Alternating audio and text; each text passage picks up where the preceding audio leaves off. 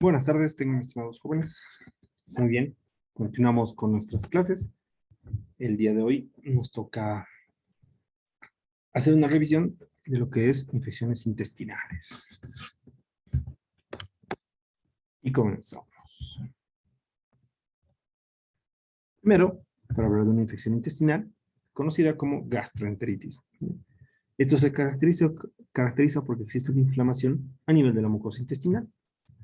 La mayoría de los casos de procesos inflamatorios intestinales se debe a infecciones. Aunque obviamente existen factores que también pueden generar una gastroenteritis inflamatoria, como lo que es los fármacos, el consumo de tóxicos o el consumo de sustancias con materiales pesados, ¿no? Por fosforados. ¿No?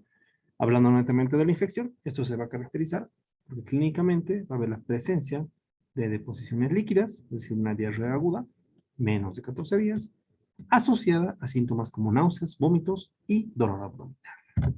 ¿No? Para ello, el organismo, el huésped, se defiende con ciertos elementos de las infecciones. Primero, la acidez gástrica es un elemento, es un mecanismo de defensa que evita e inhibe el crecimiento bacteriano de agentes que no corresponden a nuestro microbiota normal. Por lo tanto, cuando hay personas que tienen hipocloridria, acloridria, ya sea por gastrectomía o el uso de fármacos antisecretores, esto hace que el huésped sea más predisponente a infecciones intestinales. La motilidad intestinal es otro mecanismo de defensa. ¿Ya? Normalmente la motilidad tiene que ir de arriba para abajo a un ritmo determinado, ¿ya? Lo cual hace que si existe algún tipo de ingesta de bacterias, esta no pueda crecer ni adherirse a ningún tipo de tejido y sea eliminada fácilmente. ¿Ya? Ahora, cuando hay pacientes con alteraciones de la motilidad, es decir, con alteraciones anatómicas, estenosis, asa ciega o estados de hipomotilidad por trastornos neurogénicos como la diabetes, la vagotonía o la esclerodermia, que son enfermedades que generan neuropatías entéricas, van a alterar esta motilidad intestinal. Por lo tanto, predisponen a que nuestro huésped sea más susceptible a infecciones. ¿No? Y el consumo de fármacos frenadores de la motilidad, como los opiáceos, pseudoanalgesia o drogas, y la loperamida también pueden empeorar cuadros infecciosos. ¿Ya? La microbiota intestinal tiene como efecto producir ácido láctico y ácidos grasos de cadena corta que son tóxicas para las bacterias. ¿No? Cuando se altera la microbiota intestinal por uso inadecuado de antibióticos, automáticamente el huésped se convierte en susceptible de sufrir infecciones intestinales, sobre todo por Clostridium y Salmonella. Una barrera física que es importante para la protección del tracto intestinal es el moco. ¿Ya? Esto evita la proliferación bacteriana, pero van generándose cambios en función del envejecimiento celular con la modificación en la formación de diferentes tipos de glucoproteínas. Obviamente también, ¿no? Ese cambio hace que haya una predisposición a infecciones. ¿No? La inmunidad local y sistémica está mediada a través de la producción de inmunoglobulina A secretora, ya que es una respuesta importante para proteger de lo que es procesos infecciosos intestinales al huésped. Obviamente esto va de la mano de la lactancia materna. ¿Qué quiere decir eso? Que cuando hay niños que durante la etapa de lactancia no son de lactancia exclusiva, lamentablemente estos niños a la larga van a tener déficit en la formación de hemoglobina A y son niños más predisponentes a infecciones intestinales. La lactancia materna tiene gran concentración de hemoglobina A, también lactoferrina, lisozima y lactoperoxidasa, que son elementos que inhiben la producción de toxinas por parte de los agentes patógenos. ¿Ya? Entonces es algo que estamos viendo que en este momento es importante para proteger el tracto intestinal del consumo de la leche materna. ¿Ya? Ahora, el papel que genera la gente. ¿Ya? Las bacterias intestinales, sobre todo, tienen los microorganismos patógenos intestinales, ¿no? Porque también existen parásitos, ¿no? Tienen una capacidad de adherirse. Es decir, antes de hacer una replicación, una colonización y desencadenar la infección, esta se adhiere. Hay agentes patógenos como la Escherichia coli enteroadherente, la Escherichia coli enteropatógena, que realmente únicamente solo con adherirse a las células, a los enterocitos del huésped, automáticamente ya generan un cambio estructural y conducen a una elongación y destrucción de las microvellosidades. Y así fácilmente pueden producir diarreas rápidas. ¿Ya? Activan su mecanismo de producción de enterotoxinas. Estas enterotoxinas alteran el transporte de agua y electrolitos sin modificar histológicamente, o sea, no está destruyendo todavía, pero ya está empezando a generar diarrea. Ahora, no son únicamente esas, también el Vibrio planae o la Shigella pueden generar estos efectos. ¿Ya?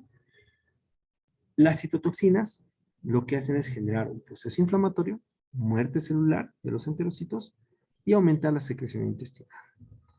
Tienen la capacidad de inhibir la síntesis proteica, alterando las uniones intercelulares y acelerando una depresión de ATP. De estos, las citotoxinas más agresivas son de Clostridium difficile, la Escherichia coli enteropatógena, la Escherichia coli enterohemorrágica y las Shigella son las más agresivas en la formación de enterotoxinas. La invasión de la mucosa va a generar que atraviesan las células epiteliales, penetran hasta la lámina propia y van a empezar a provocar un proceso inflamatorio con ulceración a nivel de la mucosa. Sobre todo Shigella, Salmonella, Campylobacter, Yersinia o algunas cepas de Escherichia coli. Los enteroinvasivos van a generalmente comprometer el segmento colónico. Hablando de epidemiología, lamentablemente aquí tenemos dos caras de una moneda que realmente es alarmante, puesto que miren, en países del tercer mundo como el nuestro, y en Sudamérica, se ha descrito que por procesos diarreicos existen alrededor de 5 millones de fallecimientos por año en niños. ¿No? Que obviamente es alarmante, porque en países desarrollados como Estados Unidos se registran 250 millones de episodios anuales de diarrea, ¿no? De los cuales 1 millón son hospitalizaciones. Y se ha descrito que existe alrededor de 6.000 muertes por año. Realmente si comparamos números es triste, ¿no? Ver que en el tercer mundo, como el nuestro, 5 millones de muertes. Ojo. En cambio en Estados Unidos, que es un país de primer mundo, únicamente 6.000 muertes. Pero realmente la diferencia es abismal, ¿no? Y la población que generalmente se compromete, o sea, la más afectada, son los niños, ¿no? Se ha visto que lactantes y niños pequeños presentan rotavirus, campylobacter, entre los primeros 2 años de vida, salmonella a partir de los 2 años y shigella entre los 6 meses y los 4 años de vida, ¿no? A nivel del adulto, en caso de ser un paciente inmunocompetente, el agente más frecuente suele ser el norovirus, entre el 50 y 80% de los casos de diarreas, ¿no? Síndromes gastrointestinales infecciosos. La Escherichia coli enterotoxigénica 6%, Clostridium difficile 1.5% y enteroinvasiva 0.04%. Y las parasitosis van hasta el 0.02%. ¿No? De toda esta población, lamentablemente la que acude, fíjense que es una persona por año aproximadamente, que acude antes de tener una complicación, ¿no? El resto de las personas ya automáticamente acuden con complicaciones.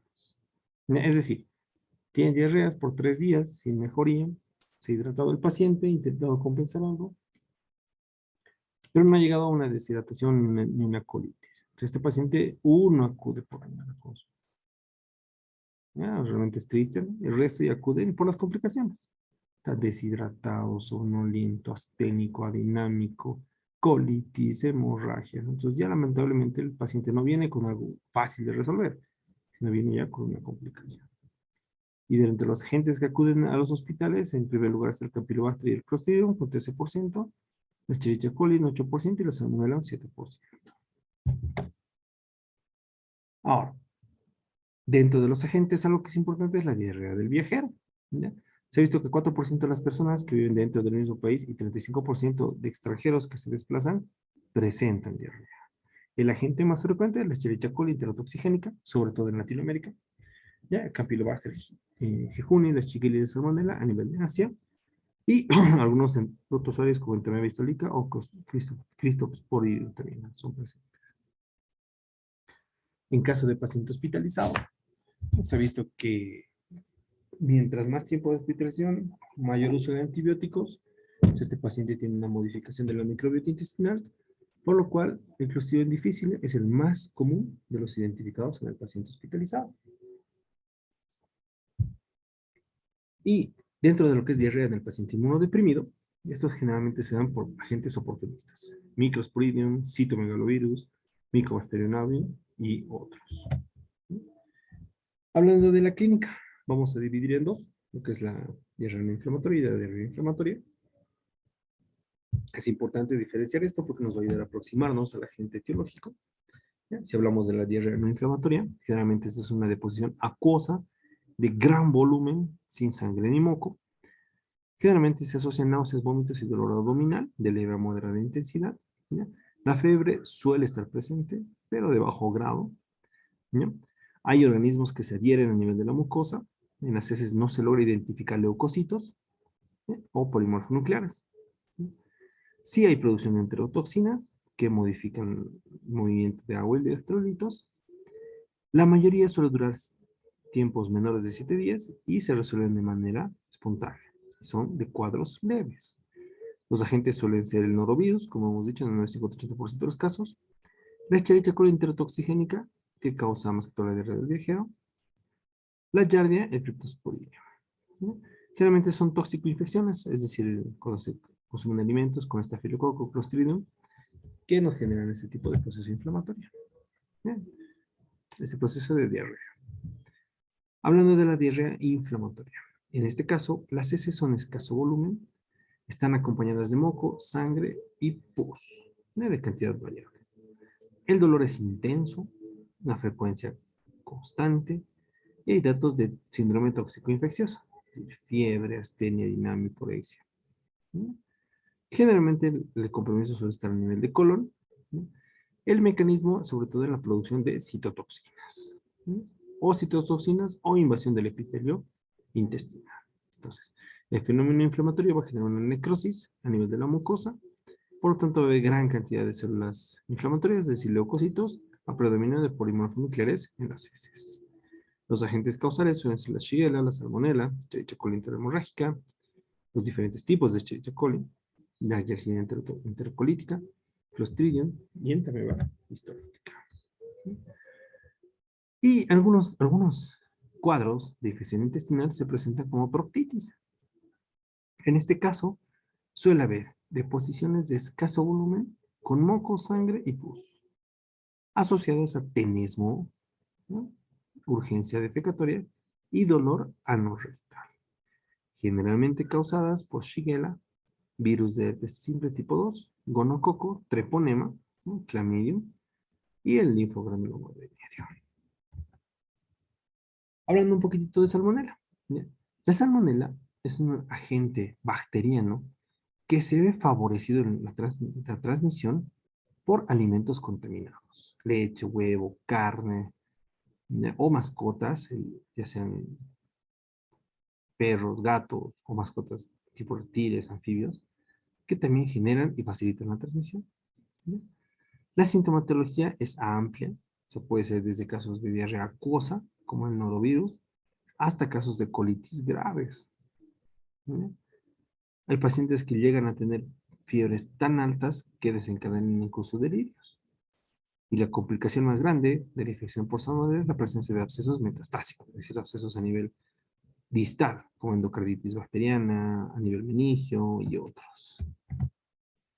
Si hablamos de Campylobacter jejuni, en este caso, obviamente, el contagio se da por agua sin higienizar alimentos contaminados, especialmente a nivel de pollo u otro tipo de aves de corral. ¿Ya?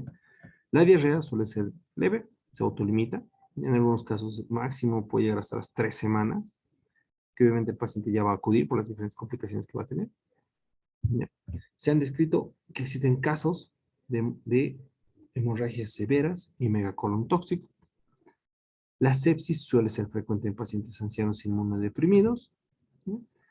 Y en algunos casos se ha descrito que infecciones no tratadas por este agente suelen ser identificadas ya directamente con la complicación del síndrome de Guillain-Barré, ¿no? Por lo tanto, es importante estar atento a cualquier tipo de diarrea. La Shigella, poco menos frecuente. La transmisión exige un contacto estrecho de persona a persona. Aparece con mayor frecuencia en personas homosexuales. ¿Ya? Los casos suelen ser graves cuando se cursa con una diarrea inflamatoria. acompañada de fiebre y datos de síndrome tóxico infeccioso. ¿Sí? Puede aparecer en algunos casos asociado al proceso infeccioso, cuadros de artritis y síndromes urémicos hemolíticos. Ahora, dentro de la Escherichia coli, la E. coli o 157H7 es la patógena, ¿ya? No se va a olvidar este dato, ¿ya? Por tanto, es una E. coli hemorrágica que puede producir toxinas de tipo Shiga que causan generalmente cuadros endémicos o epidemias esporádicas.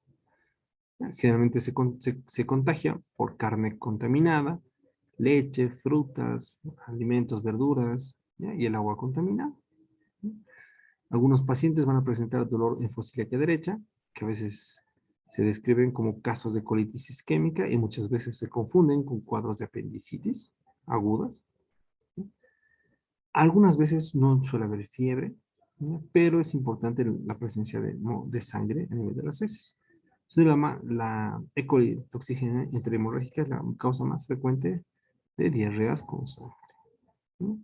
5 a 15% pueden desarrollar síndromes urémicos hemolíticos y la mortalidad es alrededor del 5%. En el caso de Yersinia enterocolítica, esta suele generar gastroenteritis leves y puede llegar incluso a ileocolitis invasivas. La causa o la manera de contagio está en el consumo de leche contaminada. Existen casos esporádicos por alimentos o contagio de animales domésticos. El mecanismo de acción es producir una diarrea por la formación de enterotoxinas, sintetiza proteínas invasivas, ¿no?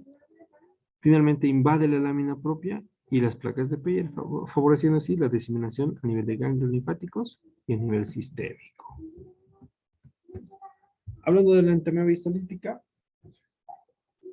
esta generalmente se caracteriza por la aparición de la diarrea del viajero. La transmisión suele ser por contacto sexual o inmediatamente posterior a la ingesta de agua o alimentos contaminados. Clínicamente suelen ser asintomáticos o presentan cuadros de diarrea leve, sobre todo en zonas endémicas, ¿no? Ahora, ha habido pacientes que sí presentan por enfermedad histolítica cuadros de diarreas graves, persistentes, con moco, con sangre, incluso con presencia de pus, ¿no? En algunos casos suele aparecer úlceras alrededor de los 2 centímetros profundas en región de colon derecho, ¿no? Que es algo que suele complicar al paciente y generar cuadros de colitis severas con sangrados importantes. Por lo tanto, siendo estos los agentes más frecuentes, tenemos que tomar en cuenta que para el diagnóstico tenemos que hacer una buena anamnesis. Es decir, primero, qué tipo de paciente es el que enfrentamos. Si es inmunocompetente o inmunodeprimido. Segundo, características de la diarrea. Es decir, si me dice, sí, estoy con diarrea y es abundante, obviamente, ¿no? Sabemos que ya es no inflamatoria. Entonces, posiblemente sea un norovirus o sea intoxicación. También, si es escasa y es líquida, es bacteriana, ¿no? Hay que saber diferenciar de inflamatoria y no inflamatoria, ¿no? Y algo muy importante es el factor epidemiológico, es decir, si el paciente come en lugares no frecuentes, si tiene animalitos, hay que de alguna infección. Entonces, el cuadro epidemiológico, la base epidemiológica va a ser importante para orientarnos al agente etiológico. Segundo, el examen físico. Debemos nosotros estadificar el grado de deshidratación. Para ello, nosotros tenemos que controlar la frecuencia cardíaca, ver taquicardia, hipotensión ortostática, pérdida de turgencia de la piel, sequedad de las mucosas. Si hay ya mayor gravedad, el paciente va a estar pues, en delirio, nubilado, incluso puede llegar a shock, puede llegar a la oliguria o a la anuria. Entonces son elementos que tenemos que evaluar primero, la deshidratación. Segundo, la fiebre, obviamente es una pista importante de infección bacteriana, sobre todo Salmonella, Shigella, Campylobacter y los virus entéricos, ¿no? Y en tercer lugar, bueno, en tercer lugar, la exploración del abdomen. Entonces eso nos va a mostrar pues si hay distensión, hipersensibilidad, peritonismo, aumento de la frecuencia de los ruidos. Entonces son elementos que nos van a ayudar en el diagnóstico clínico. Dentro de los exámenes complementarios, primero es importante la diarrea. Entonces, en ese caso, tenemos que ver si la diarrea es superior a 3 días Entonces ya hablamos de diarrea inflamatoria. Si tiene sangre, fiebre mayor de 38,5, dolor abdominal intenso, entonces en estos casos estamos viendo que sí es una diarrea inflamatoria y ver factores de comorbilidad. Si el paciente está con diabetes, presión alta, obeso, etcétera, etcétera, etcétera, son elementos que van a complicar la infección. Entonces lo que debemos hacer siempre es una analítica elemental. Biometría hemática, química sanguínea, la parte de electrolitos, hepático. Ideal solicitar examen de leucocitos y lactoferrineneses, coprocultivo, examen de parásitos y en algunos casos registro y inmunohidrascopía y el moco fecal, ¿no? Que es importante. Ahora, cuando solicitamos examen de heces, lo primero que tenemos que ver es si realmente se ha identificado leucocitos. Esto nos va a ayudar a distinguir una diarrea inflamatoria de otras causas. Obviamente, cuando no hay leucocitos, no vamos a descartar un proceso de un porogérmeno intrainvasivo. Y lo que sí es más efectivo que los leucocitos es la lactoferrina. Este es un marcador importante y más preciso para identificar agentes bacterianos. El coprocultivo no se pide en todos los pacientes, obviamente pedimos en aquellos que tienen diarreas inflamatorias importantes, con leucocitos en heces, lactoferrina positivo o sangre en heces, en pacientes con inmunosupresión, en pacientes con factores de riesgo o comorbilidades que aumenten el riesgo de complicación, ¿no? Pacientes con enfermedad de intestino irritable, quienes es importante distinguir entre un brote de la enfermedad y una zona de infección bacteriana, y en aquellos que son manipuladores de alimentos, para evitar diseminación de agentes patógenos. Solicitamos exámenes de parásitos en pacientes con diarreas prolongadas, mayor de los 14 días, paciente homosexual o paciente con HIV. ¿No? Suele haber pequeños brotes epidémicos por aguas contaminadas asociados a Giardia y Cryptosporidium.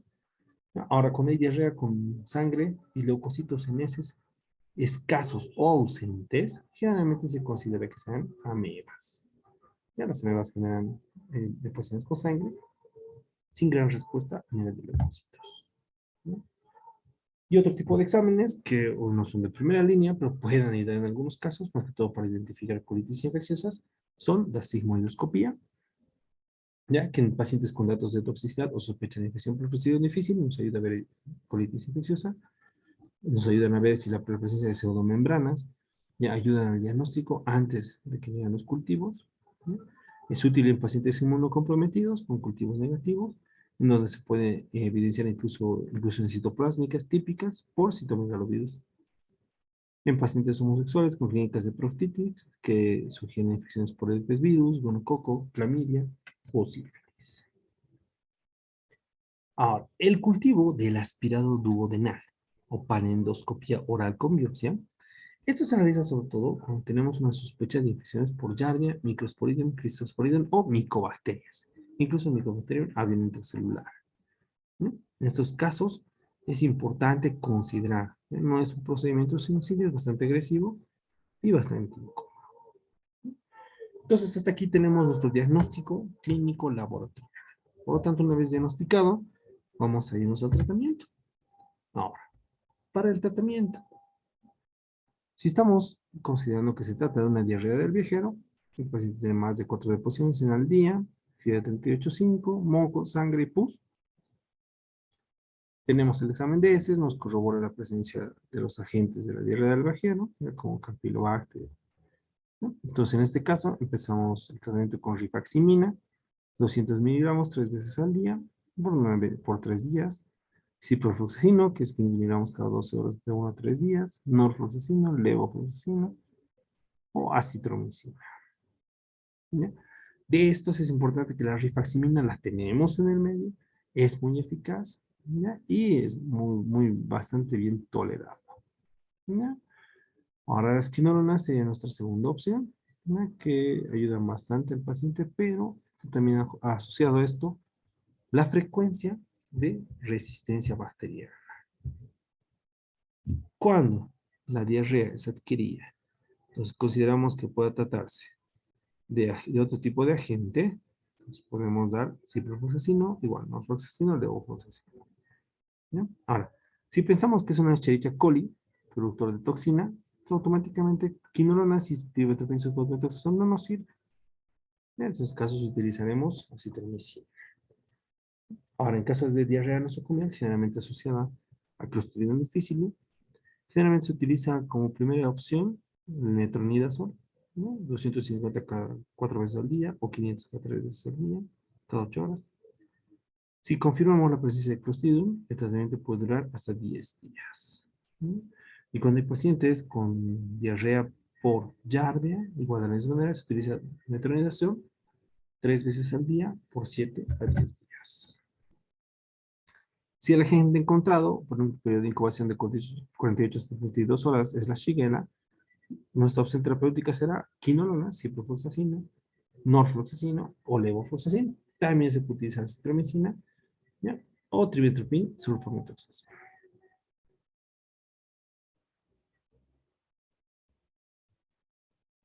Cuando se trata de una salmonela notifoidea, ¿ya? Se recomienda, obviamente, dependiendo de la edad, ver si el paciente es grave o no es grave para una hospitalización. Si no es grave, puedes utilizar quinolonas, levofloxacina, ¿ya? Por 3 días, acitromicina, ceftriaxona, ¿ya? O incluso trimethoprim sulfamethoxazol, dependiendo mucho de lo que nos indique el cultivo. Si hablamos de Campylobacter, en este caso, nuestra opción puede ser la citromicina, la eritromicina, y si no funcionan los macrólidos, podemos utilizar quinolonas. ¿Ya? En algunos casos, cuando hay complicaciones serias por Campylobacter jejuni, se puede utilizar aminoglucósidos o carbapenémicos. En caso de Yersinia enterocolítica, se recomienda el uso de trimethoprim sulfamethoxazol, quinolonas, ciprofloxacina, norfloxacina. Ya, en algunos casos, la ceftriaxona cuando el paciente llega a sepsis. Ya es importante siempre evaluar la resistencia a quinolonas en todos los pacientes.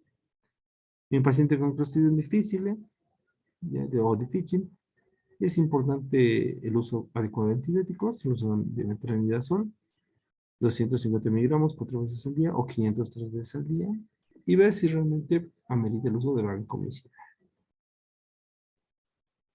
En caso de enfermedad de Escherichia coli, enterotoxigénica, enteropatógena, enteroinvasiva, se recomienda quinolonas como ciprofloxacino, norfloxacino, levofloxacino. ¿Ya? Y opciones tenemos como acitromicina y cotrimoxazol, ¿ya? Solamente en pacientes que requieran tratamiento antibiótico. Y en caso de Escherichia coli, productora de toxina Shiga o enterohemorrágico, es tomar en cuenta siempre que en estos casos, obviamente, el paciente por el sangrado y demás puede hacer patología renal, y es importante, o sea, tomar en cuenta este aspecto, ¿ya? El uso de quinolonas o trimethoprim sulfamethoxazol tampoco son muy útiles. No se debe utilizar antidiarreicos porque aumentan el riesgo de mayor lesión. Estos casos generalmente carbapenémicos o el uso de quinolonas, carbapenémicos o péptidos nos ayudan con estos pacientes. Y en caso de hormona hidrófila y pleisimonas, las quinolonas, como el ciprofloxacino o el cotrimoxazol, son bastante útiles, ¿no? Pero obviamente solamente se pueden utilizar en casos de inmunosupresión.